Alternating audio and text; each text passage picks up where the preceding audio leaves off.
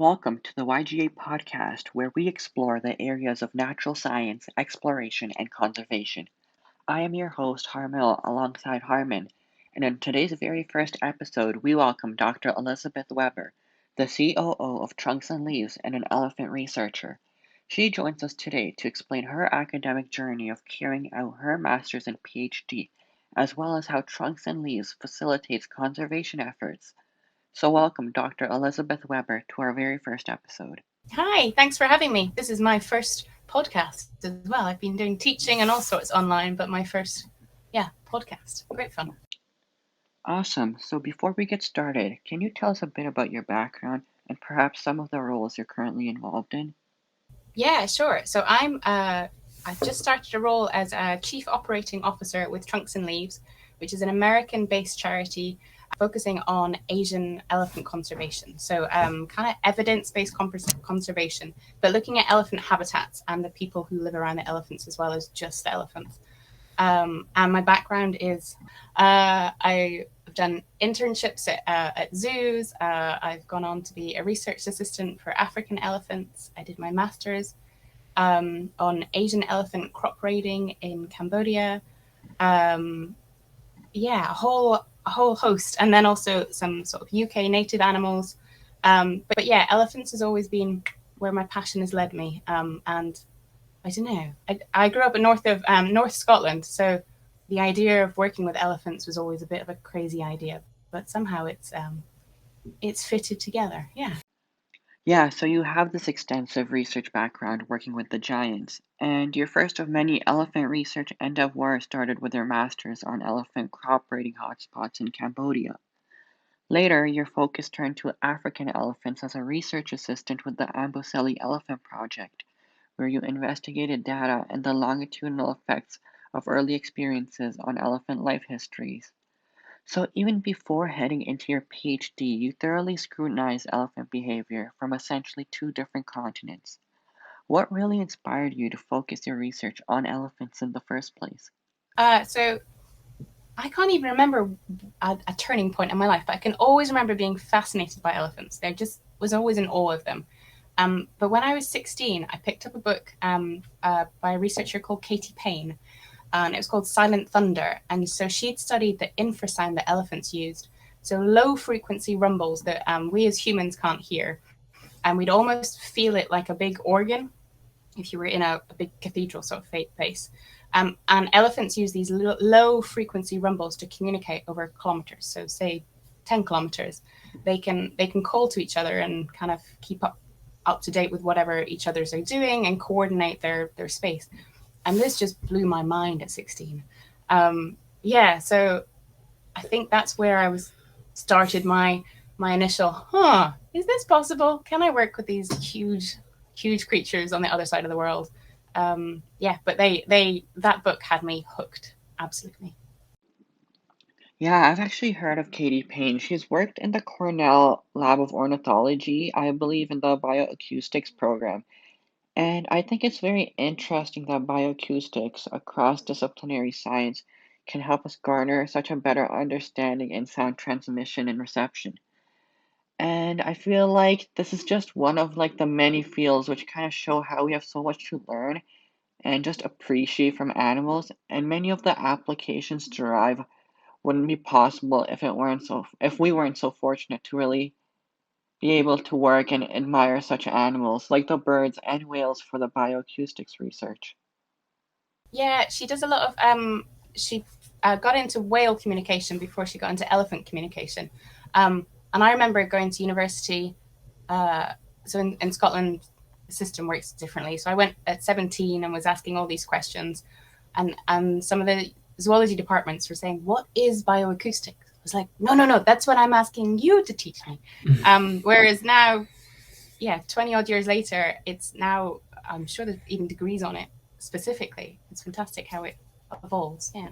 Yeah, exactly. And the introduction of these fields and subdisciplines are now being integrated into degrees like you mentioned. But it wasn't that long ago when many of these areas of research were just in their infancy. So, with like this ever changing scope of research at the academic level, and so many more students entering the field of research, What factors do you think are of important consideration when a student is deciding to pursue research work on wild animals? So I kind of feel like to get into the world of elephants, animals, animal behavior, animal conservation. Uh, my husband jokes that I don't value money, and I see where it comes from. I've been a student and gaining work experience so often. It's not it's not like your banker friends. You're in a completely different world. So it has to be your passion and your patience that drives you. There are going to be some periods in that developing your career where luck lines things up and you make your own luck. You find the networks, and there'll be periods where you just have to stick it out with the grit. Um, so my husband, now husband, used to gate crash some of our research conferences. So in Scotland we have the Scottish Primate Research Group, and we have a winter meeting around a weekend, and it fell on my 30th birthday. So he tagged along one year, then worked out how awesome it was and always wanted to tag along in later years. But he was talking to Professor Alex Weiss, who does primate personality, and just so my husband was new to people who were interested in animals like you guys, um, and just didn't understand how I could just sit and watch and be fascinated by something, even if it was a dead creature, just that fascination. And Alex had said something about, yeah, just like he got this love for just watching animals and learning their behavior, and seeing what you can tease out of that experience of watching. And so James came back to me and was like, "Oh, I get you now. Okay, that's why you watch them. You just have that drive and motivation to stay still and take in as much as you can." Yeah, so I think it's passion and patience for the field of elephant and animal behavior. Yeah. Thank you. And yeah, on the topic of passion, actually, I recently came across some work by E.O. Wilson and the biophilia hypothesis. And I firmly believe that we, as humans, have this tendency, an innate tendency, to connect ourselves with nature in general. So I believe developing this passion level for life is not really hard at all. Rather, it's kind of the exposure or experiences needed to kind of understand how immersive you can get with these natural experiences and how they can really help us in loving and caring for the planet. So yeah, going back to your point, yeah, passion is an important aspect in the scope. And for your PhD, actually, you ventured off to Uravali National Park in the summer of scorching hot Sri Lanka to compare the physical and behavioral development of elephant calves, both in the wild and captivity. So, can you perhaps go over how you devised your PhD topic and how you really ended up in sunny Sri Lanka? Yeah, yeah. So I guess how we devised the project goes back before my master's and back before my work with Ambaselli. I did an internship at Chester Zoo. A lot of the zoos do it at the moment. If you're a zoology student or looking into get into zookeeping, and there was a baby elephant that was due to be born when we were interns. And yeah, so when Rahman arrived, we did this behavioral study on him, and that was with the other intern, Rich Fraser, who's now the head keeper at Chester Zoo in England. And so that was several years before my boss for my research assistant role was like, "Come on, Lizzie, what do you want to do a PhD on?" And my mum made a joke about, "Well, you enjoy watching baby elephants." So this kind of snowballed into, well, how do you watch baby elephants and do something worthwhile from it?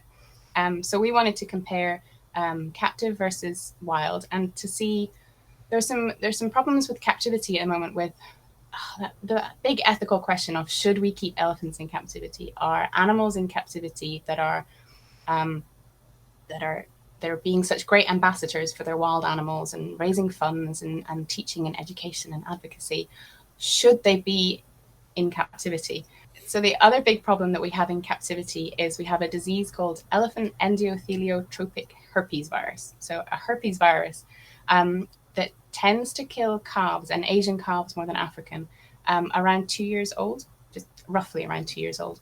And this disease was pretty much wiping out UK born Asian elephants. So we had this twofold problem of welfare and this herpes virus.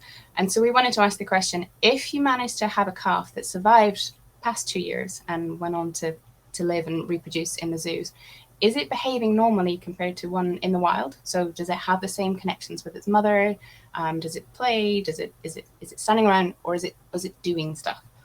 Um, yes, we really wanted to peel back captive versus wild. And then we thought we'd do Asian and African as well, because the N number is so low in captivity in the UK to observe them. So I've got about, I think it was about 9 Asian captive calves, 9 Asian wild, and then 100 of Asian wilds and 100 Asian African wild. Oh, letters are all confused all over the place. Yeah, so we just wanted to see what the difference was in them. And yeah, although it sounds really cute studying baby elephants, because you've got this herpes issue underlying it, um, yeah, it can be quite a dark pub conversation, because the number of my baby elephants that were keeling over from this herpes virus was pretty heartbreaking, really. But there's great news that there's new research being done on finding a vaccine for this herpes virus, and I know of 2 calves that have survived the virus in the past few years. So it's looking great. But again, that opens up the question of, so if this research has been going on in captivity to come up with a vaccination, that vaccination can be used on wild elephants if that was ever a big issue in the wild. So ethically, should you keep them in captivity for that? Um, yeah.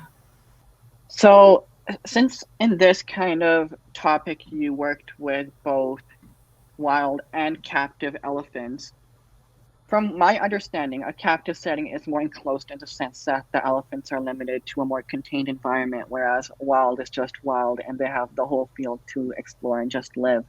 So, how did you find the transition in recording and data collecting among the two types of settings? Good question. The first thing that pops into your mind is the temperature, because it wasn't just captive versus wild, like both in Sri Lanka, it was captive in the UK. So while captive animals have to deal with the stress of UK environments, so it was mainly, I think it was down to -5 degrees Celsius one winter. And the elephants aren't outside for long in that period, but they do need to be let out so that they can clean up the indoor enclosure.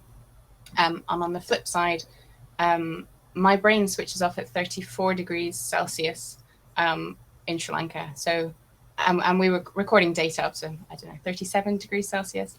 So the elephants have to deal with that stresses, the different stresses as well. Obviously, they're more designed for the warmer climates and more designed than I am. And also yeah, the biggest difference actually between captive and wild in terms of data collection is in captivity, like you were saying, that they're in an enclosed space. You know that it's going to be the same 8 elephants at the start of your day as it is at the end of your day. So you just have to learn those 8 elephants. And they tend not to be related in captivity. We're getting, zoos are getting better at keeping related individuals.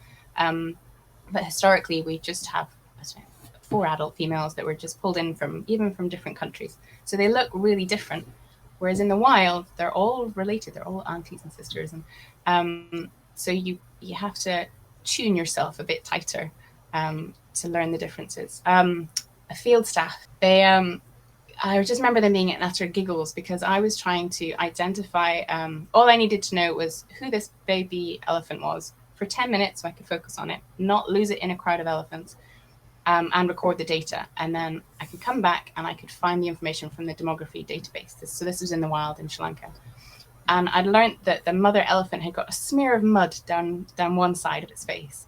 And the trained research staff who were learning all the elephant ID codes by memory were just in hysterics. They're like, Lizzie, that's not, it won't have mud on its face next time you see it. It's like, I don't need to know it next week. You guys do. But I just needed to know it for that piece of information so I could look back at the data later.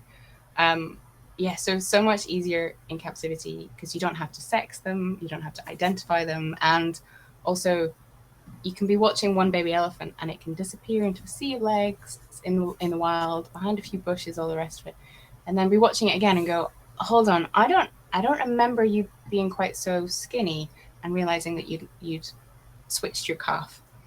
So that isn't so easy in captivity. So yeah, as the years went on, I got wiser at it. But also the vegetation grew a lot in Sri Lanka. So Udawalawe National Park is an old teak plantation. So when it became a national park, the teak had been cut down fairly recently. But over the years, the vegetation was coming back. So the secondary growth of vegetation, which meant it was growing taller than the baby elephants were. So although my sabbiness was going up, visibility went down over the years. But it was kind of just a good challenge. One other thing is because I went in the dry seasons when there's obviously less rainfall, the elephants would come out of the forests to go to the reservoir to drink in the evenings. And that's when you'd get your visibility to see what their behaviors were doing for those daylight hours. But if it was raining in those dry seasons, then the elephants wouldn't necessarily come out of the forest because there'd be puddles within the forest. They didn't have to travel so far to get to the reservoir. So you missed those opportunities. There weren't so many elephants around. And I think as the sort of 3 summers that I did the studying, I don't know if it was global warming or just fluke, it felt like it got a lot wetter as the field years went on. Well, speaking of all this, like your intriguing and extensive background in researching, whether it's your working with Dr. Sherman De Silva and her field team in Sri Lanka during your PhD, or whether it was poring over elephant crop rating trends in Cambodia with Fauna and Flora International, it's clear that you've crossed paths with many brilliant women in science research, education, and advocacy. So, in addition to being a woman in STEM yourself, what message would you like to give young women to encourage them to pursue a career in this field? Um, do you know what? I've absolutely lucked out in my science career that all my influencers have been female. My bosses, my teams. Yeah, and I feel like that's not necessarily the case in other animal fields. But with Hmm. elephants, it definitely feels like I've got a lot of secure matriarchs around. And I think having that network around is really important. So, oh, how do you find your network? Once you found one of those connections, keep them, keep those networks going strong. Um, and I've always found that um, it's who you know, not what you know. So I found out when I was doing my masters that I'm dyslexic. I always feel a little bit behind my classmates and my cohort, but something still always clicks with me, and I think it's the keeping the people around you that um, placing the puzzle together of who knows what and what might be going on. I think Professor Phyllis Lee took me on as her role, and she would just describe me as being persistent as well.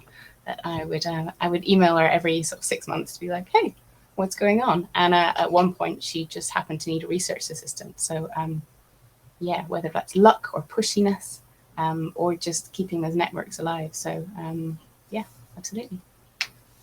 And do you feel like there is that discrepancy between there being like a majority male um, versus female in the field of like animal research? Because when we do like our Humans of Nature blogs, I've Yeah, noticed that we have like a majority female researchers. So do you feel like there is that like cutthroat sense where there's mainly males there and it's harder for females to advance in this field?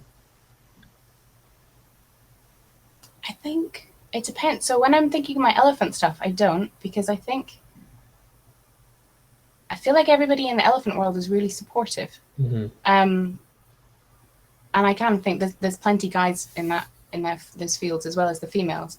But I know exactly what you're getting at. And I think when I think of my roles in maybe academia or at universities, um, I know it's tough being a woman in STEM, Hmm. but I also feel like I lucked out in my particular field. I might have just been supported in the right way, and Right. therefore I'm keen to continue to support it.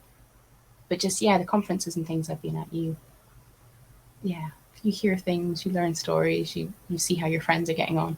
Um, yeah, that's an interesting question. Do you guys interview just as many women as men? We've had about 15 blogs, and out of those, only four are males. Oh, okay, yeah, so it's more Yeah. female. Hmm. I was just thinking. So I teach. Uh, yeah, I teach a wildlife conservation course at university, Hmm. and yeah, my class is definitely more female than male. Interesting. It's an interesting point of view that I feel like we don't really acknowledge without actually speaking to someone who's gone through that. Yeah. So It's funny going how back to, sorry. yeah, I was just going to say it's funny how you can not notice it in your own world as well until you realize Hmm. that someone else has the freedom that Yeah. you're like, oh, that's cool. Yeah. Yeah, going back to your work with Trunks and Leaves and being the chief operating officer, can you talk a bit about the work being done by this organization and how you got involved in this role? Yeah, absolutely. So I guess my fieldwork, my PhD fieldwork on the wild elephants in Udawalawe National Park. So this was working with the Udawalawe Elephant Research Project, which Dr. Sherman had created after she did her PhD in Udawalawe National Park. So I was working with Dr. Sherman De Silva and her field team, and we stayed in touch ever since. So I guess that goes back to the networking question earlier. And while I was doing my PhD work there, around about, I think it was 2012, Sherman was creating Trunks and Leaves as a charity to help Asian elephants.